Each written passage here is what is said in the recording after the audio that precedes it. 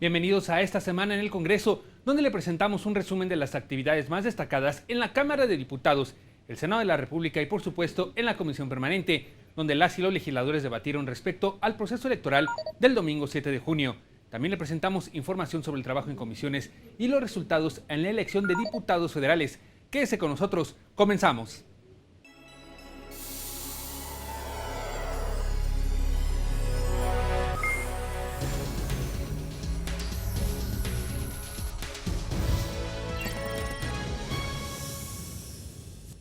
Legisladores integrantes de la Comisión Permanente debatieron en torno a la jornada electoral del domingo 7 de junio.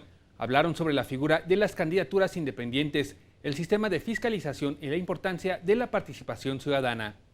Al iniciar el debate, en representación del Grupo Parlamentario de Nueva Alianza, la diputada María San Juana Cerda Franco destacó la participación de la ciudadanía, así como la inclusión de candidatos ciudadanos en la contienda por cargos públicos. De diversas formas, los electores expresaron su hartazgo respecto a las prácticas de exclusión, abuso y franca corrupción de partidos políticos y gobernantes de todos los colores. La irrupción de la figura de los candidatos independientes representa una lección para todos los que tenemos aquí un mandato popular. El mensaje es que los partidos políticos deben establecer vínculos. Para el Grupo Parlamentario del Partido del Trabajo, representado por la diputada Lilia Aguilar Gil, la jornada electoral fue muestra de un sistema político agotado. No fue un rechazo al gobierno como muchos esperaban, pero tampoco fue un referéndum. La realidad es que el voto de la ciudadanía demuestra que el sistema de partidos está agotado, que la gente ya no cree en ningún color y que tenemos que hacer un esfuerzo extraordinario para que el replanteamiento de todos y cada uno de los institutos políticos sea evidente. Por el partido Movimiento Ciudadano, el diputado Danner González Rodríguez llamó a todas las fuerzas políticas representadas en el Congreso a emprender un nuevo pacto en lo que denominó el actuar diario de los legisladores. Este ha sido quizá el proceso electoral más fiscalizado, quizá también el que ha gozado de la mayor transparencia y publicidad, pero hay que decirlo, el de la más rampante y descarada impunidad. La lección de esta elección es el fracaso de una reforma político-electoral que ha mostrado una vez más que no basta con reformar leyes. El diputado Tomás Torres Mercado del Grupo Parlamentario del Partido Verde Ecologista reconoció la participación de la ciudadanía en la jornada electoral y convocó a los partidos políticos a superar las diferencias generadas por el propio proceso electoral. Reconocer en principio la participación ciudadana. Fue ligeramente superior al proceso intermedio del 2003 o del 2009, pero finalmente se fueron al camino de emitir el sufragio. Vaya nuestro reconocimiento a quien ejerció un derecho fundamental que es el ejercicio del voto. A nombre de la fracción del PRD, el senador Armando Ríos Peter se refirió a la fiscalización de los recursos utilizados por los partidos políticos en sus campañas, luego de la reforma político-electoral aprobada por el Congreso. Entonces el uso del dinero sigue siendo el problema, porque de ahí viene una de las fuentes más profundas de la corrupción. Esta elección no cambió ese tema. O el tema de la falta de transparencia en los candidatos. Todos los partidos tuvieron problemas en transparentar por qué y cómo nombraban a tal o cual candidato. O el tema de los spots, que tanto fue criticado por ciudadanos y ciudadanas. Por el PAN hizo uso de la palabra el diputado Fernando Rodríguez Doval, quien convocó a las fuerzas políticas a escuchar los reclamos de la población, la cual decidió participar en la jornada electoral. Tenemos que transformar a los partidos políticos, no eliminar a los partidos políticos. No podemos sustituir una democracia partidista por una democracia caudillista y de iluminados. Otros países que han experimentado esa vía no están hoy mejor que antes. Por eso tenemos los partidos que escuchar a la sociedad y que escuchar claramente el mensaje que nos enviaron a todos el domingo pasado. El senador Arturo Zamora Jiménez, en representación de la fracción parlamentaria del PRI, expresó su reconocimiento a la ciudadanía por su participación al ejercer su derecho al voto y actuar como funcionarios de casilla. A la ciudadanía que sin duda alguna ha sido el principal protagonista de esta elección. Por su participación, no solamente en el momento de emitir su voto, sino también por su participación como funcionarios de casillas y sobre todo porque los ciudadanos mexicanos repudiaron con su actitud civilizada la violencia. Luego de una primera ronda de posicionamientos, los grupos parlamentarios continuaron el debate sobre la jornada electoral. Diputados y senadores integrantes de la Comisión Permanente reflexionaron sobre lo que representan los resultados de los comicios para la clase política. Del otro lado de las fuerzas de todas las fuerzas políticas no está un partido, está la sociedad. Hay que movernos hacia la sociedad, los partidos. De verdad que sí. Y hay que actuar con la sencillez necesaria para poder dialogar en todo momento y para construir acuerdos. Seguimos padeciendo y viviendo los mismos vicios cada 3 años. La influencia del dinero extralegal, la intervención de los gobiernos de cualquier signo, las violaciones flagrantes a la ley en términos de compra y coacción del voto. Por otra parte, se refirieron al papel que jugaron los candidatos independientes y cómo algunos de ellos lograron importantes victorias. Y en el acicate que son y serán esas candidaturas independientes para lograr esa soñadora cambio de actitud que todos deseamos, pasamos a un escenario de realidades donde el sistema de autocrítica de partidos políticos que no quieran ver su realidad van a estar destinados a desaparecer. A continuación le presentamos más detalles del trabajo de esta semana en el Pleno de la Comisión Permanente, donde fueron presentadas diversas iniciativas por parte de las y los legisladores. Además, fue aprobado un acuerdo de la mesa directiva sobre la recepción del informe anual de labores del Instituto Nacional de Transparencia, Acceso a la Información y Protección de Datos, correspondiente a 2014. En la sesión de la Comisión Permanente realizada el 10 de junio, se informó al Pleno la reincorporación de 24 diputados federales a sus funciones legislativas. El Pleno de la Comisión Permanente dio cuenta de la reincorporación a sus funciones legislativas de 24 diputados federales. Por parte del Grupo Parlamentario del PAN, Felipe de Jesús Almaguer Torres, Marta Berenice Álvarez Tobar, Ricardo Villarreal García, Alfredo Zamora García, Máximo Otón Sayas y Damián Cepeda Vidales. De la fracción parlamentaria del PRI, Williams Osvaldo Ochoa Gallegos y Leobardo Alcalá Padilla. Por parte del Grupo Parlamentario del PRD, Carlos de Jesús Alejandro, Aliet Mariana Bautista Bravo, Armando Contreras Ceballos, Jorge Federico de la Vega Membrillo, Antonio García Conejo, Verónica García Reyes, Valentín González Bautista, Marino Miranda Salgado, Carlos Augusto Morales López, Joaquina Navarrete Contreras, José Luis Muñoz Soria y Carla Guadalupe Reyes Montiel. Del Grupo Parlamentario de Nueva Alianza, Fernando Vibriesca Sagún. De la fracción de Movimiento Ciudadano, Víctor Manuel Jorrín Lozano y José Luis Valle Magaña. Del Grupo Parlamentario del PT, Araceli Torres Flores. En el apartado de iniciativas de la sesión de la Comisión Permanente, el diputado Alejandro Rangel Segovia del Grupo Parlamentario del PRI presentó una iniciativa para reformar el artículo 19 de la Ley General de Desarrollo Social, la cual consiste en establecer como prioritarios los programas de educación obligatoria y atención a jóvenes sin cobertura educativa en nivel medio superior a través de la creación de un registro de estudiantes que hayan abandonado sus estudios y así visitarles personalmente para propiciar su regreso a las aulas.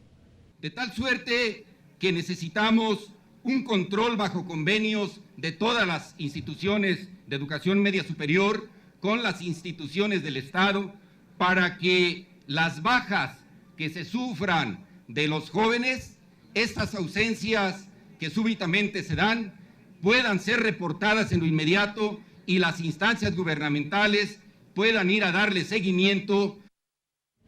Por parte del PAN, la diputada Esther Quintana Salinas presentó iniciativa con proyecto de decreto por la que se reforman los numerales 1, 4 y 5 del artículo 218 de la Ley General de Instituciones y Procedimientos Electorales, cuyo objetivo es dotar de mecanismos al Instituto Nacional Electoral que propicien la generación de información a los electores a través de la celebración de debates entre candidatos a diputados federales y senadores de la República. Los mecanismos y acciones correspondientes para mantener informados a los electores para facilitarles a los electores el conocimiento de las propuestas de cada uno de los aspirantes que participen en una elección, con la finalidad de que a la hora de elegir no lo hagan ni a tontas ni a ciegas. La senadora Angélica de la Peña Gómez, del grupo parlamentario del PRD, presentó iniciativa con proyecto de decreto por el que se reforma la Ley General de Instituciones y Procedimientos Electorales, así como la Ley General de Partidos Políticos, para fortalecer el concepto de equidad de género entre las candidaturas a puestos de elección popular.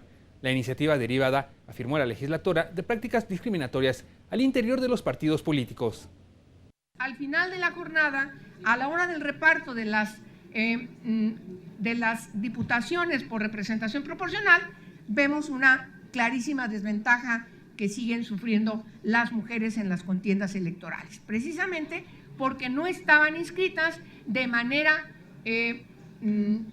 equitativa, garantizando la igualdad sustantiva. El diputado Danner González Rodríguez, de la fracción de Movimiento Ciudadano, presentó ante la Comisión Permanente iniciativa por la cual se adiciona un segundo párrafo a la fracción tercera del artículo 3 de la Constitución en materia de cultura del derecho y la justicia, cuya meta es fortalecer entre la niñez y la juventud el conocimiento de sus derechos constitucionales y las instancias ante quienes pueden exigir el cumplimiento de estas. Para abonar al desarrollo, a un clima de mayor seguridad y a la consolidación de un orden democrático. De ahí la importancia de que a través de los planes y programas de estudio a los niños y a los jóvenes se les inculque una cultura del derecho y la justicia y se fortalezca de esta manera el conocimiento de los derechos constitucionales que tienen. Por Nueva Alianza, la diputada María San Juana Cerda Franco presentó iniciativa con proyecto de decreto que adiciona un segundo párrafo al artículo 132 de la Ley del Instituto de Seguridad y Servicios Sociales de los Trabajadores del Estado, proponiendo que un pensionado pueda recibir otra pensión por concepto de viudez con un tope máximo de 10 veces el salario mínimo por cada uno de estos ingresos. Contribuirá a aclarar la redacción del artículo 132 de la Ley del ISSSTE vigente, estableciendo que en el caso de que una persona esté disfrutando de una pensión por jubilación, no se verá limitado su derecho a recibir la pensión por viudez y viceversa. Y cada una de las mismas tendrán como tope máximo 10 veces el salario mínimo. Cada una de las mismas, no las dos compactadas. La mesa directiva de la Comisión Permanente dio cuenta de la recepción de un oficio remitido por la Secretaría de Gobernación, por el cual se informan los avances del acuerdo de asociación Transpacífico suscrito por el Poder Ejecutivo Federal. Este documento trata sobre la creación de una plataforma económica que promueva el desarrollo, crecimiento y la generación de empleos entre los 12 países integrantes de esta agrupación regional, la cual también buscará convertirse en un acuerdo de libre comercio. Por otra parte, la Secretaría de Gobernación envió a la Comisión Permanente un oficio por el cual se informa acerca de la utilización de los tiempos oficiales de radio, televisión y cinematografía, así como de los programas y campañas de comunicación social del Gobierno federal correspondientes al segundo bimestre del ejercicio fiscal 2015. Este documento se da en cumplimiento al artículo 17 del Decreto de Presupuesto de Egresos de la Federación del presente año. Además, la Secretaría de la Defensa Nacional informó a la Comisión Permanente del Congreso de la Unión sobre las consideraciones y valoraciones por las que se entregó un ascenso post-mortem a 9 elementos del Ejército Mexicano que integraron las divisiones de Infantería, Fuerza Aérea y de la Policía Militar. En el apartado de las comunicaciones de los ciudadanos legisladores, el coordinador de la fracción parlamentaria del Partido del Trabajo, Alberto Anaya Gutiérrez, informó la sustitución del diputado José Arturo López Cándido por la diputada Lilia Aguilar Gil como suplente en su carácter de consejera del Poder Legislativo ante el Consejo General del Instituto Nacional Electoral, lo cual fue aprobado en votación económica por los integrantes de la Comisión Permanente. Además, la mesa directiva de la Comisión Permanente del Congreso de la Unión dio parte de un acuerdo referente al Informe Anual de Labores 2014 del Instituto Nacional de Transparencia, Acceso a la Información y Protección de Datos Personales, INAI. El resolutivo aprobado en votación económica contiene las siguientes consideraciones. La Comisión Permanente recibirá el Informe Anual de Labores 2014 del INAI durante la sesión del miércoles 17 de junio a las 12 horas. La comisionada presidenta del INAI, Jimena Puente de la Mora, será la encargada de presentar y entregar dicho documento ante el Pleno de la Comisión Permanente. Durante la sesión, al término de la entrega del informe y posterior a las intervenciones de la comisionada presidenta del INAI, y presidente de la mesa directiva de la Comisión Permanente, el documento será remitido a ambas cámaras del Congreso. Asimismo, durante la sesión del 10 de junio, la mesa directiva de la Comisión Permanente hizo suya la petición de Arturo Zamora Jiménez de guardar un minuto de silencio en memoria del ex senador jalisciense Héctor Pérez Plazola, quien falleció a los 82 años de edad en un hospital de Guadalajara después de padecer una afección cardíaca. Más información legislativa después de este corte. Continúe con nosotros.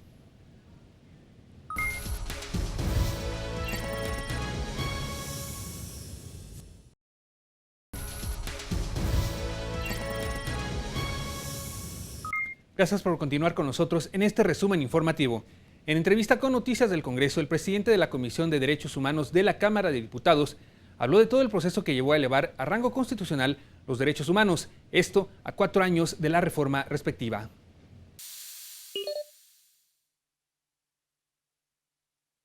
Estamos celebrando 4 años de que se promulgó la reforma constitucional en el 2011. Y nos sentimos muy contentos por ello, porque ubicó a México en el contexto mundial de avances en materia de derechos humanos. En México no se podía quedar atrás, traíamos una demora, un atraso que reconocemos.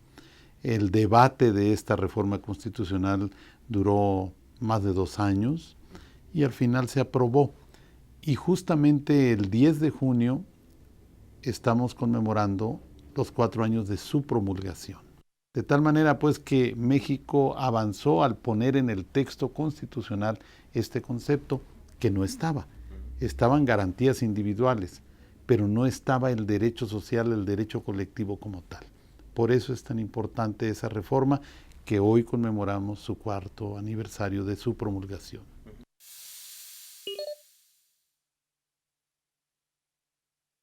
Pasa de lo individual a lo social, de lo personal a lo colectivo. Las personas, la persona humana, que viene a partir de la Declaración de los Derechos del Hombre en Francia, la persona humana se transporta aquí a la persona en colectivo. La Constitución hablaba de derechos individuales, ahora estamos hablando de derechos sociales, que no venían no estaban contemplados en la Constitución.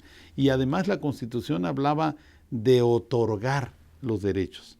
Ahora la reforma constitucional habla de reconocer los derechos humanos desde que nacemos. Ese es un avance.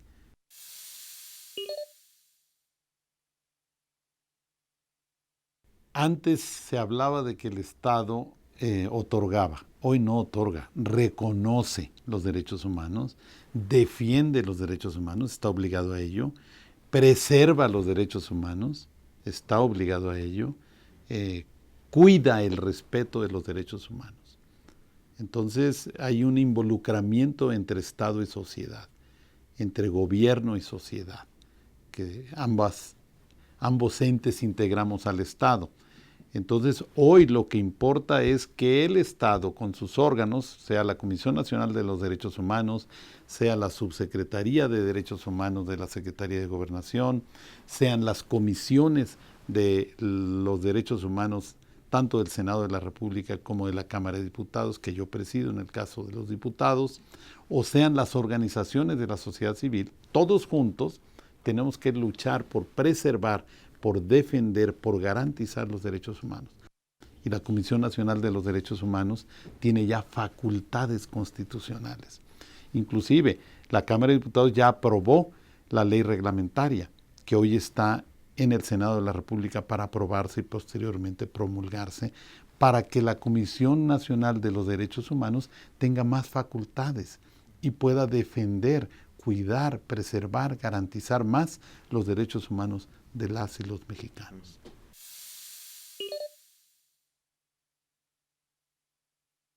Que en la Constitución no venía la palabra asilo, ni venía la palabra refugio. Tan solo la Constitución contemplaba el libre tránsito de los seres humanos por México, fueran extranjeros o nacionales. Hoy con la reforma a la Constitución, ya la Constitución en el artículo 11 habla del asilo y del refugio. El asilo, que tiene que ver con la política. Un asilado político es un hombre o mujer perseguidos en su país, y México tiene una larga tradición de asilo, pero no estaba contemplado en la Constitución. Ahora ya está contemplado en la Constitución el derecho de asilo y la obligatoriedad del Estado mexicano para otorgar el asilo cuando se justifique mediante una investigación que se tiene que hacer. Y el refugio tiene que ver con razones humanitarias. Ya las palabras asilo político y refugio humanitario están contemplados en la Constitución Política de los Estados Unidos Mexicanos. Por eso es tan importante. No venía contemplado, no estaba en el texto constitucional y hoy ya está.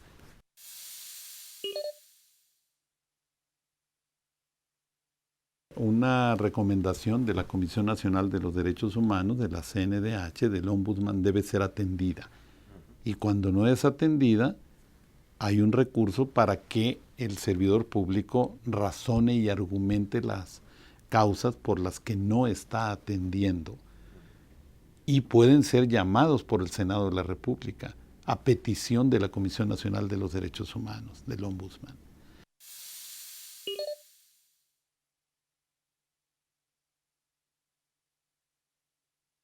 En primer lugar, porque observamos la situación del exceso de trabajo de la Suprema Corte de Justicia de la Nación.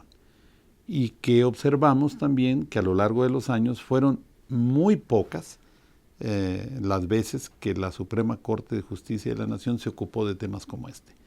Y como se trata de una investigación, se le quitó esa carga de trabajo a la Suprema Corte de Justicia de la Nación y se le pasó a la Comisión Nacional de los Derechos Humanos, porque son labores inherentes a la búsqueda, a la investigación para preservar y defender los derechos humanos. Entonces se quitó un peso de la carga de trabajo de la Suprema Corte y se le pasó a la CNDH, que es la entidad indicada para esto. Esa es la razón, no hay otra más.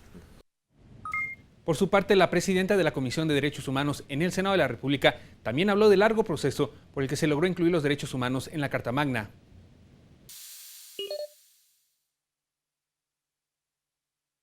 Fue una discusión de muchos años, de varias legislaturas, que finalmente se concreta en esta gran reforma a 11 artículos de la Constitución, que tuvo como base una discusión no totalmente concluida, lo quiero decir con puntualidad, pero en México teníamos una discusión respecto de la jerarquización de los tratados internacionales y la Constitución, cómo nos inscribimos como Estado parte en el derecho internacional de los derechos humanos y sobre todo cómo logramos la armonización de estos tratados que México ha aprobado en nuestra legislación y por supuesto en nuestra cotidianidad.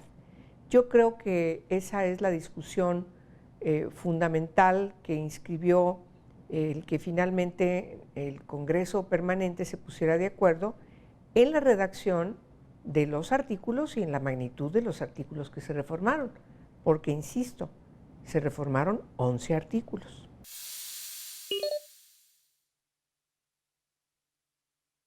El gran avance al definir pro persona es la inclusión de todas las personas independientemente de su sexo e independientemente de su edad.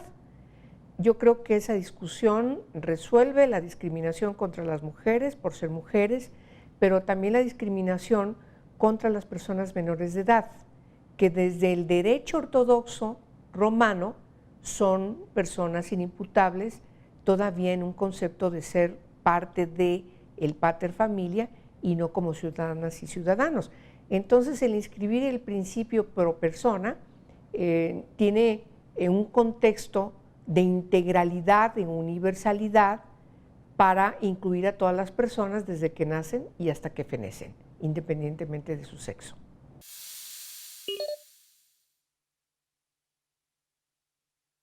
Cuando un funcionario o funcionarios no atienden las recomendaciones de la Comisión Nacional de los Derechos Humanos cuando hay violaciones graves a los derechos humanos, o lo cumplen a medias o simplemente se retrasa en el cumplimiento, la Comisión Nacional de los Derechos Humanos solicita, en este caso al Senado de la República, que hagan comparecer a esos o a ese funcionario que no ha cumplido o que ha menoscabado o que se ha negado a cumplir la recomendación.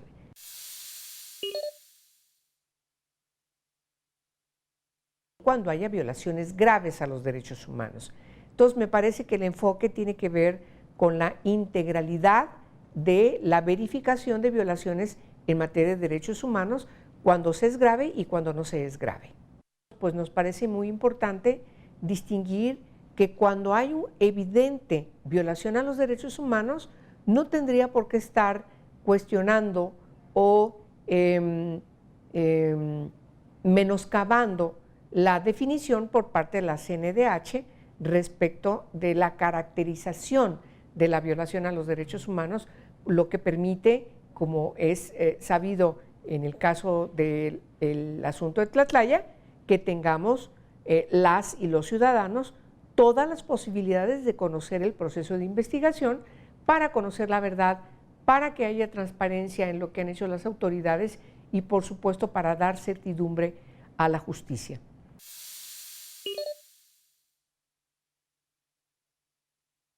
Bueno, en primer lugar tenemos que atender todavía el mandato de algunos transitorios, de manera particular el que tiene que ver con la ley reglamentaria del artículo 29 constitucional y la ley reglamentaria del artículo 33 constitucional, que ya están en un proceso importante en el Senado de la República.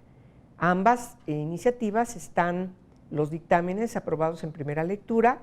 Ha habido observaciones en el caso de la ley reglamentaria del 29 constitucional por parte de diversas organizaciones no gubernamentales defensoras de derechos humanos, y decidimos las presidencias de las comisiones dictaminadoras hacer un impasse para escuchar sus observaciones, sus inquietudes y estas plasmarlas en las reformas conducentes para que esta ley, esta nueva ley, cuando se apruebe, cuando se publique en el Diario Oficial de la Federación, no tenga ningún cuestionamiento. Yo espero que ahora en septiembre, porque no nos ha dado la oportunidad de poder concretar este proceso, que ya estemos aprobando tanto la reglamentaria del 29 constitucional, que tiene que ver con la materia de la definición de lugares de excepción, cuando se están cumpliendo ciertas características establecidas en el artículo 29, y por supuesto la que tiene que ver con expulsión a extranjeros, que es la que deriva del artículo 33 de la Constitución. Y quizás también discutir si los congresos locales han hecho lo conducente para que los organismos autónomos de derechos humanos en las entidades están debidamente funcionando. Yo creo que no es así. Entonces también tendríamos que estar discutiendo si es necesario en esta revisión de la Constitución, tendríamos también que revisar cómo funcionan las comisiones estatales. Tenemos una preocupación que yo quiero mencionarle.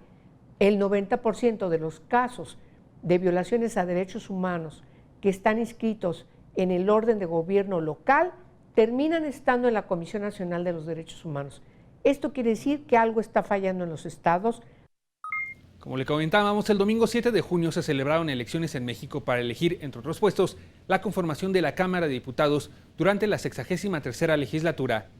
A las 23:15 horas del 7 de junio, el consejero presidente del INE, Lorenzo Córdoba, dio a conocer el informe remitido por el Comité Técnico del Conteo Rápido del propio organismo, que arrojó los resultados preliminares sobre el porcentaje de participación ciudadana.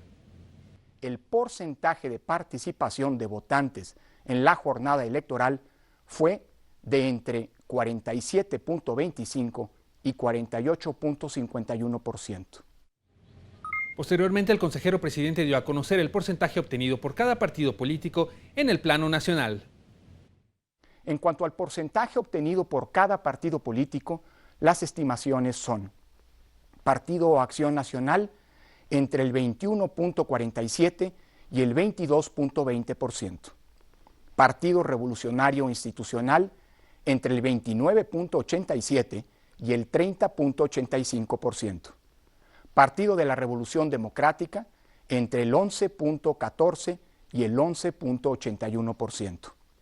Partido del Trabajo entre el 2.78% y el 3.02%. Partido Verde Ecologista de México entre el 7.15% y el 7.55%. Movimiento Ciudadano entre el 6.31% y el 7.43%. Nueva Alianza entre el 3.88% y el 4.14%. Morena entre el 8.8% y el 9.15%. Partido Humanista entre el 2.2% y el 2.31%. Encuentro Social entre el 3.4% y el 3.61%. Muchas gracias por acompañarnos en una emisión más de esta semana en el Congreso. Les recordamos que pueden mantenerse en contacto con nosotros a través de nuestras redes sociales. Estamos presentes en Facebook, en Twitter, también estamos en YouTube y puede visitar nuestro sitio de internet www.canaldelcongreso.gov.mx. Muchas gracias, hasta la próxima.